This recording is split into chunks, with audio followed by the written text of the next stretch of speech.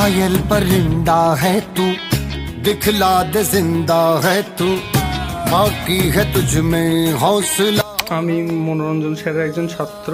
আমি মনোরঞ্জন স্যারের কাছে অনেক ব্যাচেই পড়েছি এবং রামমান ব্যাচের নোটসগুলো আমি নিয়েছিলাম।